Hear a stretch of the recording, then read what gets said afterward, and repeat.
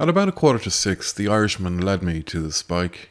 It was a grim, smoky yellow cube of brick, standing in a corner of the workhouse grounds.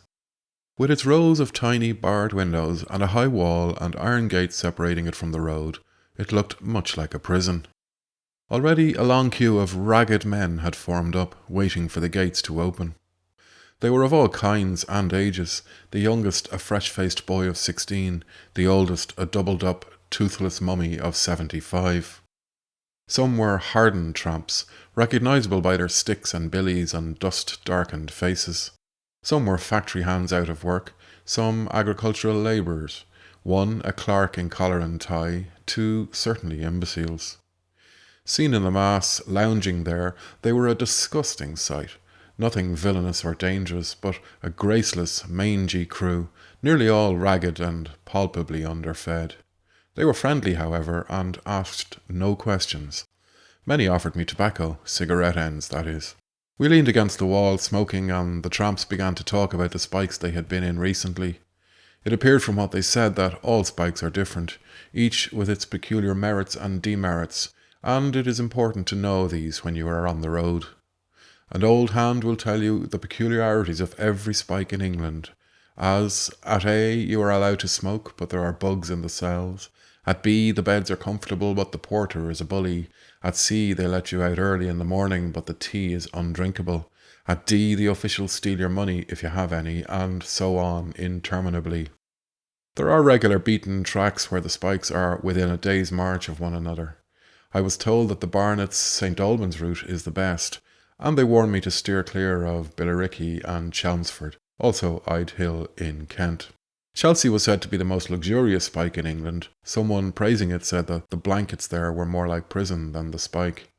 Tramps go far afield in summer, and in winter they circle as much as possible round the large towns, where it is warmer and there is more charity. But they have to keep moving, for you may not enter any one spike or any two London spikes more than once in a month, on pain of being confined for a week. Sometime after 6, the gates opened and we began to file in, one at a time. In the yard was an office where an official entered in a ledger our names and trades and ages, also the places we were coming from and going to. This last is intended to keep a check on the movements of tramps. I gave my trade as painter. I had painted watercolours, who has not? The official also asked whether we had any money, and every man said no. It is against the law to enter the spike with more than 8pence, and any sum less than this one is supposed to hand over at the gate. But as a rule, the tramps prefer to smuggle their money in, tying it tight in a piece of cloth so that it will not chink.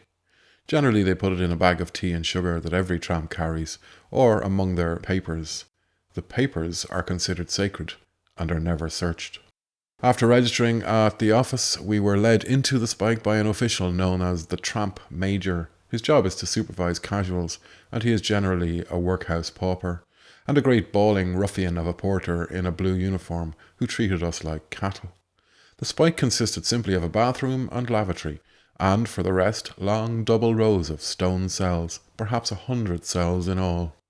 It was a bare, gloomy place of stone and whitewash, unwillingly clean, with a smell which somehow I had foreseen from its appearance, a smell of soft soap, Jay's fluid, and latrines, a cold, discouraging, prisonish smell.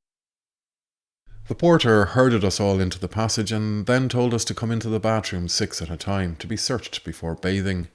The search was for money and tobacco, Rompton being one of those spikes where you can smoke once you have smuggled your tobacco in, but it will be confiscated if it is found on you. The old hands had told us that the porter never searched below the knee, so before going in we had all hidden our tobacco in the ankles of our boots. Afterwards, while undressing, we slipped into our coats, which we were allowed to keep to serve as pillows. The scene in the bathroom was extraordinarily repulsive. 50 dirty, stark-naked men elbowing each other in a room 20 feet square, with only 2 bathtubs and 2 slimy roller towels between them all. I shall never forget the reek of dirty feet. Less than half the tramps actually bathed. I heard them saying that hot water is weakening to the system. But they all wash their faces and feet, and the horrid greasy little clouts known as toe rags which they bind round their toes. Fresh water was only allowed for men who were having a complete bath, So many men had to bathe in water where others had washed their feet. The porter shoved us to and fro, giving the rough side of his tongue when anyone wasted time.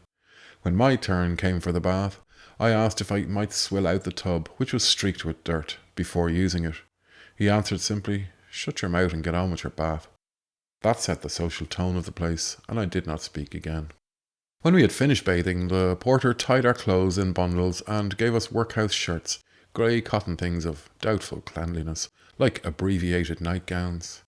We were sent along to the cells at once, and presently the porter and the tramp major brought our supper across from the workhouse. Each man's ration was a half-pound wedge of bread smeared with margarine, and a pint of bitter, sugarless cocoa in a tin billy. Sitting on the floor, we wolfed this in 5 minutes, and at about 7 o'clock the cell doors were locked on the outside, to remain locked till 8 in the morning. Each man was allowed to sleep with his mate, the cells being intended to hold 2 men apiece. I had no mate, and was put in with another solitary man, a thin, scrubby-faced fellow with a slight squint. The cell measured 8 feet by 5 by 8 high, was made of stone, and had a tiny barred window high up in the wall, and a spy hole in the door, just like a cell in a prison. In it were 6 blankets, a chamber pot, a hot water pipe, and nothing else whatever. I looked round the cell with a vague feeling that there was something missing. Then, with a shock of surprise, I realised what it was, and exclaimed, "But I say, damn it, where are the beds?" "Beds?" said the other man, surprised. "There aren't no beds. What you expect? This is one of them spikes where you sleeps on the floor. Christ, ain't you got used to that yet?" It appeared that no beds was quite a normal condition in the spike. We rolled up our coats and put them against the hot water pipe, and made ourselves as comfortable as we could. It grew foully stuffy, but it was not warm enough to allow of our putting all the blankets underneath, so that we could only use one to soften the floor. We lay a foot apart, breathing into one another's face, with our naked limbs constantly touching, and rolling against one another whenever we fell asleep. One fidgeted from side to side, but it did not do much good. Whichever way one turned, there would be first a dumb, numb feeling, then a sharp ache as the hardness of the floor wore through the blanket. One could sleep, but not for more than 10 minutes on end. About midnight, the other man began making homosexual attempts upon me, a nasty experience in a locked, pitch-dark cell. He was a feeble creature, and I could manage him easily, but of course it was impossible to go to sleep again. For the rest of the night, we stayed awake, smoking and talking. The man told me the story of his life. He was a fitter, out of work for 3 years. He said that his wife had promptly deserted him when he lost his job, and he had been so long away from women that he had almost forgotten what they were like. Homosexuality is general among tramps of long standing, he said. At 8, the porter came along the passage, unlocking the doors and shouting, "All out!" The doors opened, letting out a stale, fetid stink. At once the passage was full of squalid, grey-shirted figures, each chamber pot in hand, scrambling for the bathroom. It appeared that in the morning only 1 tub of water was allowed for the lot of us, and when I arrived 20 tramps had already washed their faces. I took one glance at the black scum floating on the water and went unwashed. After this we were given a breakfast identical with the previous night's supper. Our clothes were returned to us, and we were ordered out into the yard to work. The work was peeling potatoes for the paupers' dinner, but it was a mere formality to keep us occupied until the doctor came to inspect us. Most of the tramps frankly idled. The doctor turned up at about 10 o'clock, and we were told to go back to our cells, strip, and wait in the passage for the inspection. Naked and shivering, we lined up in the passage.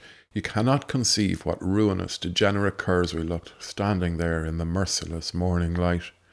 A tramp's clothes are bad, but they conceal far worse things. To see him as he really is, unmitigated, you must see him naked. Flat feet, pot bellies, hollow chests, sagging muscles, every kind of physical rottenness was there. Nearly everyone was undernourished, and some clearly diseased. 2 men were wearing trusses, and as for the old mummy-like creature of 75, one wondered how he could possibly make his daily march. Looking at our faces, unshaven and creased from the sleepless night, you would have thought that all of us were recovering from a week on the drink. The inspection was designed merely to detect smallpox and took no notice of our general condition. A young medical student, smoking a cigarette, walked rapidly along the line, glancing up and down, and not inquiring whether any man was well or ill. When my cell companion stripped, I saw that his chest was covered with a red rash, and having spent the night a few inches away from him, I fell into a panic about smallpox. The doctor, however, examined the rash and said that it was due merely to undernourishment. After the inspection, we dressed and we were sent into the yard, where the porter called our names over, gave us back any possessions we had left at the office, and distributed meal tickets. These were worth 6p each, and were directed to coffee shops on the route we had named the night before. It was interesting to see that quite a number of the tramps could not read and had to apply to myself and other scholars to decipher their tickets. The gates were opened and we dispersed immediately. How sweet the air does smell, even the air of a back street in the suburbs, after the shut-in, subfecal stench of the spike. I had a mate now, for while we were peeling potatoes, I had made friends with an Irish tramp named Paddy Jacks, a melancholy, pale man who seemed clean and decent. He was going to Edbury Spike and suggested that we should go together. We set out, getting there at 3 in the afternoon. It was a 12-mile walk, but we made it 14 by getting lost among the desolate North London slums. Our meal tickets were directed to a coffee shop in Ilford. When we got there, the little chit of a serving maid, having seen our tickets and grasped that we were tramps, tossed her head in contempt and for a long time would not serve us. Finally, she slapped on the table 2 large teas and 4 slices of bread and dripping, that is, 8p worth of food. It appeared that the shop habitually cheated the tramps of 2p or so on each ticket. Having tickets instead of money, the tramps could not protest or go elsewhere.